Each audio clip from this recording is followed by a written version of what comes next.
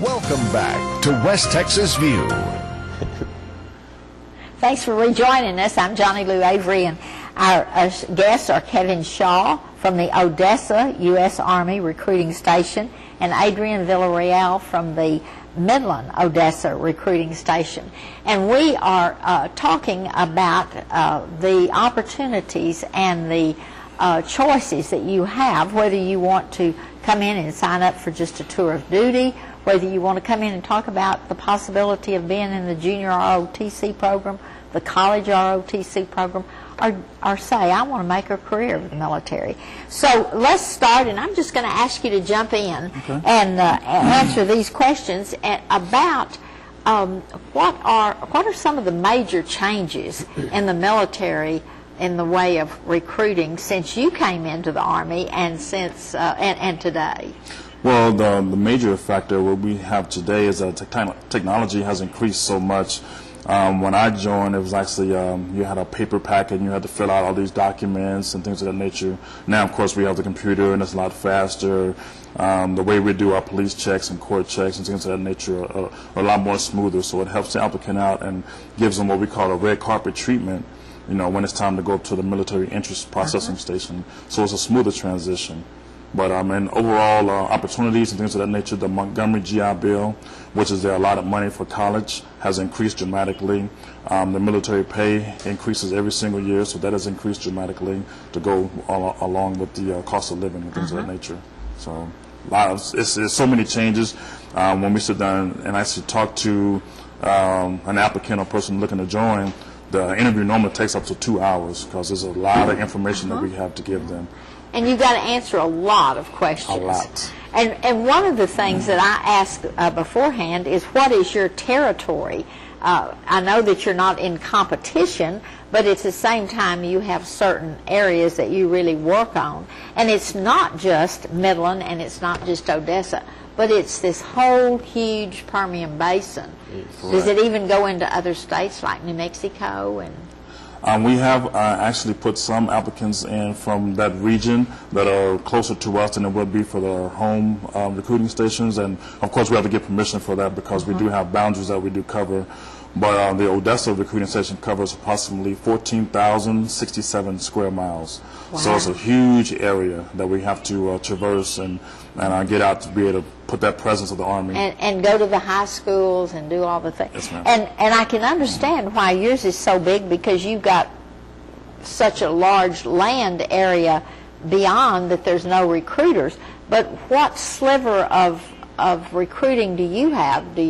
What is your recruiting area? Oh, for Midland, we actually, I'm not sure the exact square mileage, but what we do is we have Snyder. We just recently picked up the Snyder area all the way up to Colorado City. We have Westbrook, Big Spring, and all those areas. And even in below San Angelo and. Well, San Angelo has some areas as well, but I mean we do cover a pretty large area. So one thing that you know, back to what has changed since when I came in. I mean, I came in about 10 years ago.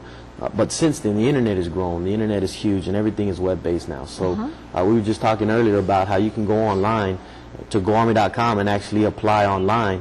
So you can knock out the majority of all of our qualification questions, so that you can actually search for jobs there as well.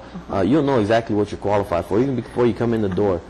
You know, it's just like, you know, they have those search engines and you type in a question and it answers it. The GoArmy.com is almost the exact same way. If you have a question, you go there. If you want to know what you're qualified for, there's a practice test on there, and it's going to pop up with jobs. It's going to let you know what you may or may not qualify for, and it also lets us know as well, so that, you know, we know what we need to do ahead of time to plan to go see you. Because when we do an interview, we want to kind of focus on you, your goals, and how the Army is going to help you reach them, whether it is a career in the military, which, by the way, most people don't know coming in they want to do a career. That's why we do short terms. But, you know, I mean, if college is what you're looking for, then we'll focus on the GI Bill, maybe the Hazelwood Act. If there's other things you're looking for, then we try to push towards what you're looking for to try to help you reach that goal. You know, we're like the springboard to help jumpstart you and look at whatever you're trying to do. Because you're really there to answer them questions and get them into the area and get them really focused on what they want to do, because they'll be the best soldier when they're the happiest. Exactly. Right. Yes, ma'am. And the other thing, though, that's so interesting is there are very definite qualifications. And so immediately you've eliminated a lot of people that might come in and not be eligible to be a member.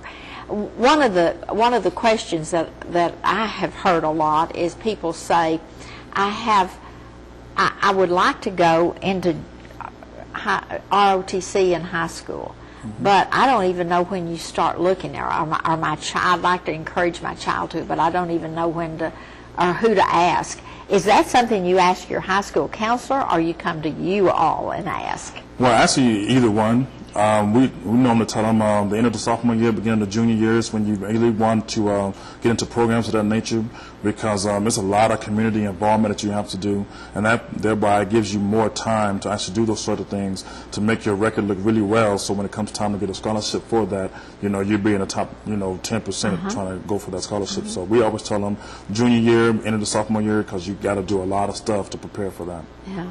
One of the things that I'm so impressed with all of the military about is that education is so important. Oh, definitely. And so you're being pushed all the time to complete another phase of your education program.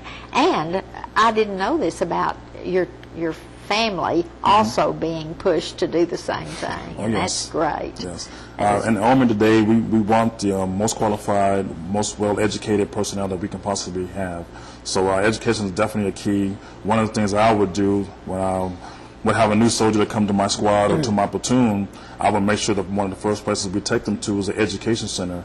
So every military installation that we have has an education center, and I'll take them directly there and get them signed up for classes, because I want them to see this is what we really are looking for, to you to improve all the time. Because if you can improve yourself, then when it comes time to promote that next person, you can help them on their improvement. So we want to just continuously to go like that. And raising the whole ship.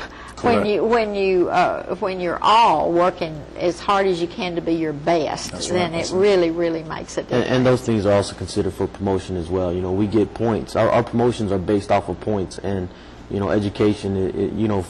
For most things, you'll get 1 point per whatever. Civilian education, actually 1.5 points. There's a big emphasis that they stress on civilian education. So that's always a goal that every soldier should have. Not just before they come in, but also once they're in, to continue that education. And so many different programs we have out there. The tuition assistance, the online, most distance learning is how most of us guys get it done. You do all that stuff online, and so many schools help us. We're going to have to take a quick break, but we'll be back and complete this program before next Sunday, when we have another program about the U.S. Army. So join us in just a minute. Stay tuned. West Texas View will be right back.